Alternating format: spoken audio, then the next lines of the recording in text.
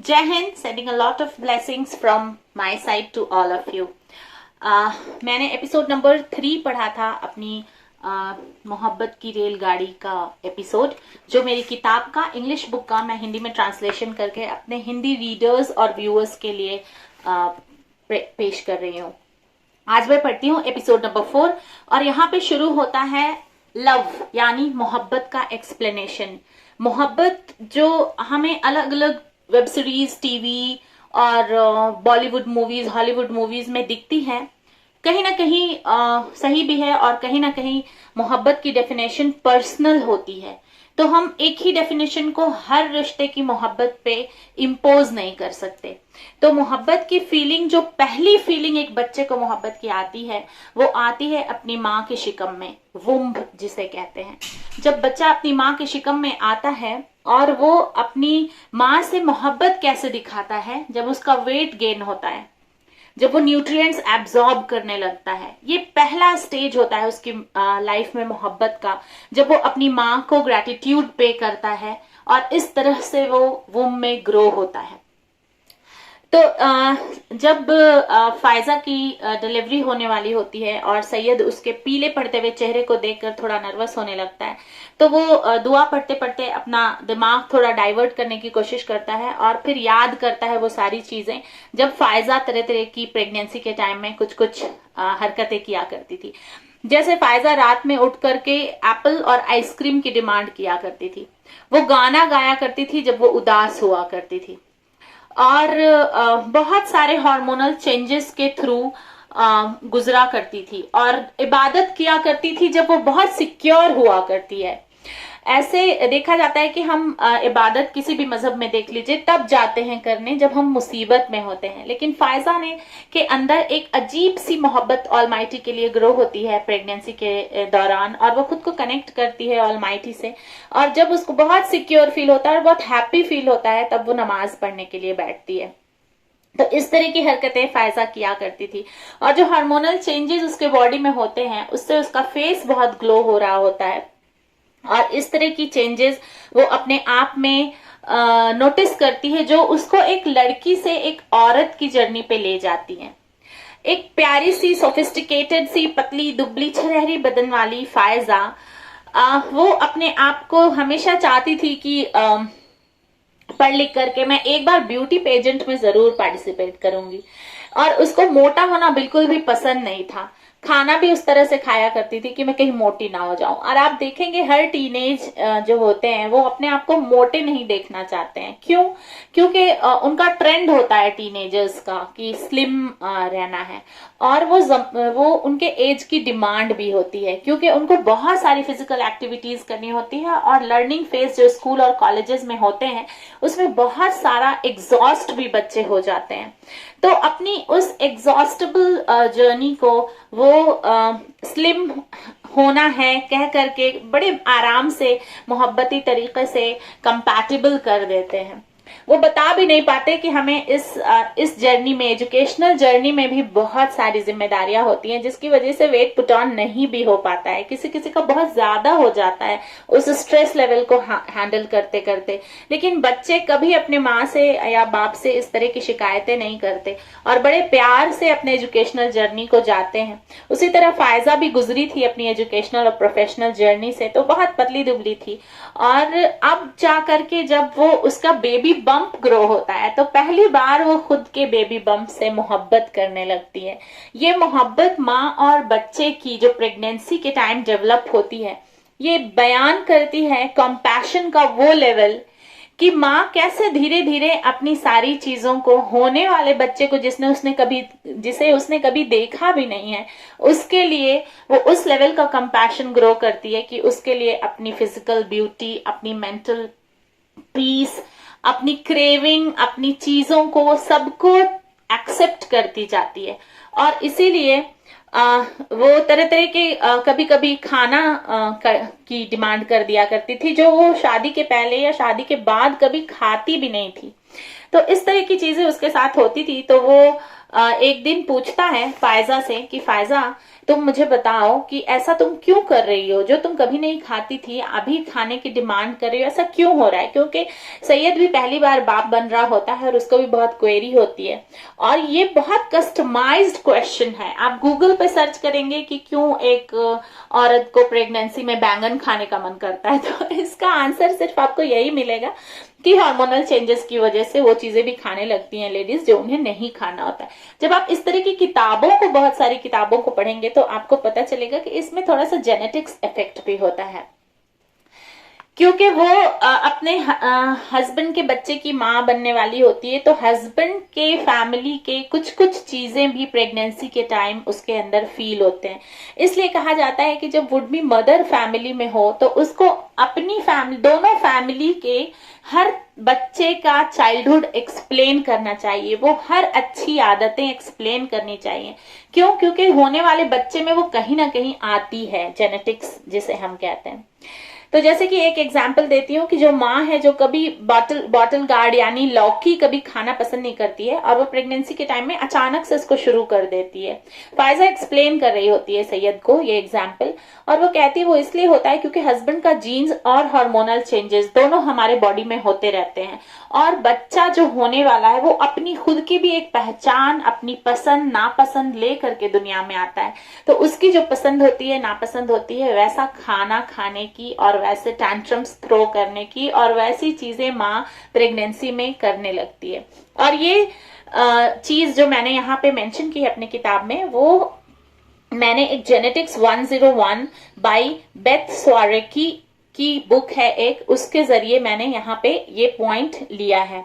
और वो ये जो राइटर हैं वो जेनेटिक्स 101 में एक्सप्लेन करते हैं कि जो जीन होता है वो एक डीएनए होता है, एक प्रोटीन होता है जो हमारे बच्चे के अंदर पेरेंट्स के ट्रेट को शेयर करता है। और ये जो डीएनए के ट्रेट्स होते हैं इसमें दो तरह की चीजें होती हैं। पहला, या तो वो पेरेंट्स से आपके अंदर डायरेक्ट आ गया है, जैसे अगर आपके माँ बाप फेयर स्किन्ड है तो बच्चा फेयर स्किन हो गया, लेकिन अगर माँ बाप बहुत टॉल हैं और बच्चा शॉर्ट हो गया तो यहाँ पे जेनेटिक्स का रोल नहीं होता, यहाँ पे रोल होता है बच्चे के एनवायरमेंट का, प्रेग्नेंट लेडी के प्रेगनेंसी के टाइम स्टार्विंग का, हो सकता है उसको खाना अच्छा नहीं मिला हो, उसकी हेल्थ अच्छी नहीं हो और उसको कुछ अजीब तरह का डाइजेशन से रिलेटेड एलर्जी हो गया हो, जिसकी वजह से बच्चे की हाइट वूम में ही बढ़ नहीं पाती। और इसका भी कोई फिक्स ये नहीं होता कि आगे चल के बच्चे की हाइट बढ़ेगी ही नहीं, लेकिन जब बच्चा पैदा हुआ है तो वहां पे सिर्फ जेनेटिक्स ही नहीं, उसके अलावा प्रेग्नेंट लेडी का एनवायरनमेंट, उसकी फूड हैबिट, उसकी पीस ऑफ माइंड, उसका फिजिकल हेल्थ उस वक्त कैसा है, उसका कंटिन्यूअस जो डॉक्टर का सजेशंस है वो फॉलो कर रही है कि नहीं कर रही है, वो सारी चीजें भी मायने रखती हैं बच्चे के हाइट, वेट और बच्चे के कॉम्प्लेक्शन वगैरह में। वो ये सब बातें सोच ही रहा होता है कि अचानक से बच्चे की रोने की आवाज आती है और वो जल्दी से फायजा की तरफ देखता है। तब तक जब तक वो स्क्रीमिंग कर रही है लेबर पेन में, वो अपने को बिजी कर लेता है उन सब चीजों में और उसका हाथ पकड़ के दुआ भी पड़ता रहता है और अपना ध्यान उधर से हटाता है, क्योंकि वो कंडीशन बहुत टेरिफिक होती है। बहुत सब सारे जेंट्स लोगों के बस की बात नहीं होती अपनी बीवी को इतना पेन में देखना, तो वो उधर से अपना माइंड डाइवर्ट करके वो सारी चीजें सोच रहा होता है। और जैसे ही बच्चे की आवाज आती है वो तुरंत अपना अटेंशन फायजा की तरफ करता है, फायजा के फोरहेड पे किस करता है और उसको बहुत ग्रेटिट्यूड पे करता है कि उसकी वजह से वो एक बाप बना। और फिर दौड़ के नर्स के पास जाता है, अपनी बच्चे को हाथ में लेता है और नर्स उसको बहुत खुशी के साथ बताती है कि कॉन्ग्रेचुलेशंस, आपको बेबी गर्ल हुई है। सैयद के खुशी का ठिकाना नहीं होता, क्योंकि एक बाप हमेशा, मैंने देखा है अपनी फैमिली में और बहुत सारे फ्रेंड्स की फैमिली में देखा है कि जब बेटी पैदा होती है तो बाप बहुत खुश होता है, क्योंकि एक जेंडर का एक अटैचमेंट होता है इस तरह से। और कहते हैं ऐसा कि बाप के अंदर बेटी की बहुत सारी खूबियां आती हैं, लेकिन साइंस इसको कहीं ना कहीं नकार रहा है आजकल। ऐसा नहीं है, बच्चा अपनी खुद की पहचान, खुद की ट्रेट्स और खुद की पसंद नापसंद सारा कुछ लेके भी आता है। हाँ, होता है माँ बाप का भी जेनेटिकल इफेक्ट, बट पूरा नहीं। तो ये चीज अब जो है, क्योंकि सैयद थर्ड जनरेशन का है, और उसकी बच्ची जो पैदा हुई है वो फोर्थ जनरेशन की है, और फिफ्थ जनरेशन की भी बात होगी इस कहानी में। तो कैसे चेंज होता है परसेप्शन साइंटिफिकली भी और सोशली भी, एजुकेशनली भी, वो इस किताब में आपको एक्सप्लेन किया जाएगा। तो इस तरह से सैयद बहुत खुश होता है और वो तुरंत जाकर के लेबर रूम से बाहर जाकर के अपने दोनों घर के पेरेंट्स को कॉल करता है, दोनों को बताता है कि बेटी पैदा हुई है, और वो सब के सब बहुत खुश होते हैं ये सुन करके। और इस तरह से बच्चा दुनिया में जो आता है, अपने पहला जो वार्मथ उसको दुनिया में मिलता है जब वो माँ के शिकम से बाहर आता है। तो नर्स जो होती है वो बहुत ही, आजकल आप देखेंगे प्राइवेट हॉस्पिटल्स में बहुत ही केयरिंग नर्स होती हैं, बहुत वेल ट्रेन्ड होती हैं, और वो बहुत अफेक्शन के साथ बेबी को हैंड ओवर करती है। The first touch that the baby gets is of nurse और एंड डॉक्टर। तो वो जो टच होता है, जेंटल टच, वो बहुत ही मायने रखता है उस बच्चे को दुनिया में लैंडिंग के लिए। जैसे हम फ्लाइट में बैठे रहते हैं और लैंडिंग बड़ी खतरनाक हो जाती है तो झटका लगता है हमें, वैसे ही बच्चा जब दुनिया में आता है और उसकी लैंडिंग बड़ी खतरनाक सी होती है तो उसको पहला ही इमोशनल हर्ट होता है। तो वहां से बहुत ही जेंटल टच, जेंटल ये लेकर के बच्चा जब आता है, और फिर उसके पापा उसको गोद में लेकर के पहली स्माइल उस बच्चे को देते हैं। बच्चा आंख तो नहीं खोला होता है, लेकिन उसके फादर की जो पॉजिटिव वाइब्स है वो बच्चा कैच करता है, और इन सब चीजों की वजह से बहुत स्पेशल फील होता है। तो ये पहली फीलिंग होती है मोहब्बत की, कि हम सामने वाले को स्पेशल फील कराना सीखते हैं मोहब्बत में। और जब फायजा को अगले दिन रिकवरी से निकाल करके 24 घंटे की रिकवरी रखी जाती है, आजकल हॉस्पिटल में बहुत केयर लिया जाता है डिलीवरी के टाइम, और उसके बाद उसको स्पेशल वार्ड में शिफ्ट किया जाता है, क्योंकि सैयद ने पहले से ही वो रूम बुक करके रखा होता है उसके लिए। 5 दिन के बाद उसे डिस्चार्ज मिलने वाला होता है हॉस्पिटल में, और उसका घर सैयद और फायजा के फैमिली में एक सेरेमनी होती है 6th डे, और ये सेरेमनी बहुत सारे ऑलमोस्ट ऑल मुस्लिम फैमिलीज में होती है। 6th डे नेमिंग सेरेमनी होती है, जिसे हम छठी भी कहते हैं। तो वो इंडिया में खास करके उत्तर प्रदेश, बिहार, मध्य प्रदेश, इन सब स्टेट्स में होती है। बाकी स्टेट्स का तो पर्सनली मुझे कुछ आइडिया नहीं है, इन तीनों स्टेट्स में होती है। तो इसके लिए घर को बहुत अच्छे से डेकोरेट किया गया था। न्यू फैमिली मेंबर घर में आने वाला था अपनी माँ के साथ, क्योंकि कहते हैं कि बच्चा होने के बाद माँ की भी एक नई जिंदगी निकलती है। बच्चा होने के दौरान बहुत सारी माएं उस दर्द को झेल नहीं पाती, उस प्रोसेस को नहीं झेल पाती, और कभी कभी उनकी डेथ भी हो जाती है। तो जब बच्चा डिलीवर हो जाता है तो घर वाले सब खुश हो जाते हैं कि बच्चा और माँ दोनों सलामत है। उनके घर के डोर पे, क्योंकि सैयद ने पहले ही बुला लिया था अपने मम्मी पापा दोनों को, लेकिन हॉस्पिटल में उसने नहीं बुलाया था। क्यों? क्योंकि सीनियर सिटीजन्स हैं, इतने देर हॉस्पिटल में बैठेंगे तो उनकी सेहत पे असर पड़ता है, उनका अपना रूटीन होता है, वो उसको फॉलो करते हैं। तो उसने बुलाया नहीं था हॉस्पिटल में। और आजकल का हॉस्पिटल, जो प्राइवेट हॉस्पिटल होता है, उसमें इतनी फैसिलिटी होती है कि सिर्फ एक फैमिली मेंबर ही रहेगा तो हो जाता है काम। उसको सिर्फ मेडिसिन लाने और ले जाने का ही काम होता है, बाकी तो सारा कुछ अवेलेबल होता है रूम में खुद ही। तो उसने बुलाया नहीं था। तो घर पे वो लोग रुके थे, तो घर पे भी वो लोग ऐसे बैठे नहीं थे, उन्होंने घर को बहुत खूबसूरती से डेकोरेट कर दिया था कि बच्चा और माँ आने वाले हैं। और डोर पे ही वेलकम करने के लिए उसकी मदर इन लॉ जो होती हैं, जो सासू माँ होती हैं, वो सदका लेकर के खड़ी रहती हैं। हमारे यहाँ से सदका निकाला जाता है बच्चों का, कहते हैं हिफाजत होती है बलाओं से, तो वो सदका निकालती हैं। और फायजा को जैस्मिन फ्लावर बहुत पसंद होते हैं, तो उसका माला वो बनवा करके रखती हैं और उसको पहनाती हैं। और सैयद ने अपनी अम्मी के हाथ में बच्चा दिया, उसके अम्मी का नाम राहत था, और फायजा का हाथ पकड़ करके उसको बेडरूम तक ले जाता है और उसको बोलता है तुम आराम करो। जैसे ही फायजा आराम करने के लिए बिस्तर पे सोती है, आंख लगी ही होती है कि बेबी उठ जाती है और रोने लगती है। फिर अम्मी उसको फायजा के पास फीड कराने के लिए ले आती है।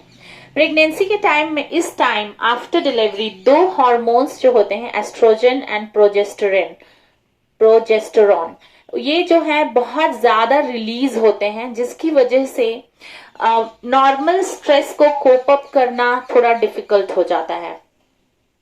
और बहुत फिनिकी हो जाती है माएँ। आप देखेंगे जब डिलीवरी होती है तो माँ का मूड थोड़ा खराब रहता है कुछ महीने, सवा महीने तक। क्यों? क्योंकि इन दोनों हार्मोन्स की वजह से वो उनका मूड ऐसे ही खराब नहीं होता, वो बॉडी उनको मूड खराब होने का रीजन बनती है हार्मोन्स सिक्रीट करके, तो बहुत फिनिकी हो जाती है। और डायस्टेसिस रेक्टी और पूच एक कॉमन कंडीशन होती है प्रेगनेंसी के बाद में, जिसमें मसल्स जो होती हैं वो अलग होने लगती हैं, गेट सेपरेटेड, मतलब अलग होने लगती हैं। और जो कनेक्टिव टिश्यू होते हैं लीनिया एल्बा थिन हो जाते हैं चेंजिंग हार्मोनल लेवल की वजह से। और यूट्रस जो होता है वो एक्सपैंड हो गया होता है 9 मंथ्स बच्चे को अकोमोडेट करने की वजह से। जब बच्चा रहता है माँ के चिकम में, यूट्रस जिसे कहते हैं, जिसे हम बेबी बैग भी कहते हैं, उसमें तो वो जब ऐसे बेबी बड़ा होता है, ग्रो होता है, तो वो फैल जाती हैं उधर की मसल्स और टिश्यूज जो होते हैं वो, और हार्मोनल चेंजेस, ये सारे चेंजेस उसके बॉडी में पोस्ट डिलीवरी होते हैं। तो थोड़ा थोड़ा इरिटेशन होता है माँ को जो तुरंत डिलीवर की हुई होती है बच्चे को। और उसके बाद जो स्टिचेस पड़ते हैं, आजकल तो आप देखेंगे कि बहुत कम माँओं को नॉर्मल डिलीवरी हो रही है। हर जगह इसका सिजेरियन का फैशन हो गया है इंडिया में। और उसकी वजह से क्या होता है कि स्टिचेस जो पड़ते हैं उसमें भी चुभन सी होती रहती है। तो ये सब चीजें हैंडल कर रही होती है फायजा, और गोद में बड़ी नन्ही सी बच्ची हुई होती है। तो सैयद हमेशा इस बात का ध्यान रखता है कि उसको ज्यादा परेशानी ना हो। और दूसरी तरफ कहते हैं कि बाप को कुछ नहीं होता, लेकिन होता है। जब बाप अपने बच्चे को अपने गोद में लेता है तो वो भी बहुत सारे स्ट्रेस कंडीशन से गुजर रहा होता है। उसके दिमाग में चल रही होती है प्लानिंग कि अब बच्चा जो गोद में आया है उसकी रिस्पॉन्सिबिलिटी किस तरह से निभाएंगे। और जिस तरह से आपको ऑफिस के प्रेजेंटेशन मिलता है तो आपको प्लानिंग स्टार्ट हो जाती है, आपको मजा भी आता है वो काम करने में, लेकिन हल्का सा स्ट्रेस भी होता है। तो उस तरह से बाप भी स्ट्रेस में गुजर रहा होता है, पहले तो अपनी बीवी को इतनी तकलीफ में देख के, दूसरा आने वाले बच्चे के क्योंकि हर बच्चा अलग होता है, तो इस बच्चे की परवरिश कैसे होगी। हाँ, उसने अपने माँ बाप से पूछा जरूर था अपनी परवरिश के बारे में, लेकिन क्योंकि हर जनरेशन की परवरिश अलग होती है तो अब एक नए तरीके से नए बच्चे की परवरिश करनी है, तो वो सारा स्ट्रेस सैयद को भी होता है। और लेकिन बाप बनने की जो खुशी होती है वो इन छोटे छोटे स्ट्रेस को सरपास कर देती है, पार कर जाती है, और बहुत ही ब्लेसिंग पर्सन होने का एक फीलिंग बाप को होती है उस वक्त। और वो प्लान करता है सीक्रेटली बेबी के लिए कि कैसे ऑफिस आवर्स और हेक्टिक शेड्यूल्स, क्योंकि आईटी की जॉब है और सैलरी बहुत हाई है उसकी, तो जिम्मेदारी भी बहुत हाई होगी ऑब्वियसली। तो उस जिम्मेदारी के साथ में प्लानिंग शुरू कर देता है कि मैं कैसे अपने बच्चे के लिए वक्त निकालूं कि अपने बच्चे को टाइम दे सकूं और उसको अच्छी परवरिश दे दूं।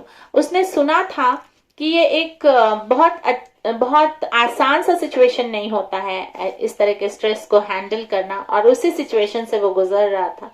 तो वो बहुत ही हार्डवर्क करना और खुद को स्ट्रांग बनाने में लग जाता है, अपनी बीवी को और अपने बच्चे को सपोर्ट करने के लिए विद हार्ट एंड सोल। और इस तरह से, जिस तरह से माँ बहुत सारे स्ट्रेस से गुजर रही होती है बच्चे के आने पे, बाप भी गुजर रहा होता है। मैंने देखा है कि माँ का बहुत ज्यादा चर्चा हो जाता है और बाप के इन सब स्ट्रेस की कोई बात ही नहीं होती, क्योंकि मैक्सिमम जेंट्स जो हैं कंटेम्परेरी एज में जो मैं देख रही हूँ, और अब से अपने से पहले वाले जो जनरेशन को मैंने देखा है, अपने चचा को, अपने मामू को, उन लोगों को कुछ समझ ही नहीं आता और वो एक्सप्लेन ही नहीं कर पाते, क्योंकि उन्होंने कभी कुछ सुना ही नहीं होता है इस तरह की फीलिंग के बारे में। जो मेरे नाना जानते हैं, मेरे दादा जानते हैं, वो लोग इस तरह की कभी कोई बात ही नहीं करते थे, अवेयर ही नहीं थे। एक सही सी बात आपको बताती हूँ, उनको अवेयरनेस ही नहीं है कि अगर उनको बुरा लग रहा है किस सिचुएशन में अपनी बीवी को ऐसे देख के, तो क्यों लग रहा है, क्योंकि उनको भी स्ट्रेस हार्मोन रिलीज होते हैं ऐसे कंडीशन में। तो अब क्योंकि साइंस एंड टेक्नोलॉजी इतना इम्प्रूव हो गया है, स्कूल में भी बच्चों को हार्मोन से रिलेटेड बहुत सारी चीजें 9th 10th 11th 12th में पढ़ा दी जाती हैं, तो बच्चे अवेयर हो गए हैं। तो इस तरह से चीजें हमारे सामने आने लगी कि ये सारी वजह होती हैं इन सब चीजों की। तो यहाँ पे 19 मिनट्स 44 सेकेंड हो गया, मैं रुकूंगी और आप सबसे एक रिक्वेस्ट करूंगी कि रिश्तेदार जो नाम होता है उसको एक नया हमने सिनोनिम्स दिया है, समझदार। तो रिश्तेदारी में समझदारी ही होगी तब रिश्ता चलेगा। तो जितने रिश्तेदार हैं आप समझदार बनते जाइए, मेरे मुझसे जुड़े रहिए, और जो जो चीजें जिंदगी के सफर में जिंदगी को आसान बनाने के लिए जरूरी है मैं आपसे डिस्कस करती हूँ, बिल्कुल original life skill based video में। तब तक के लिए जीते रहिए, खुश रहिए, आबाद रहिए। जय हिंद।